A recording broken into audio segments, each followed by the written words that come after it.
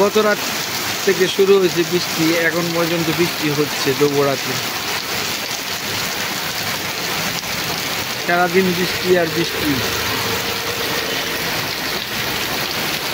বৃষ্টির মধ্যে লাল খিচুড়ি অথবা বোনা খিচুড়ি খাওয়া মন চায়, কিন্তু খুঁজে তো কোথাও পাই নাই। কেউ দাওয়াত দিলে তো বসে যেতাম।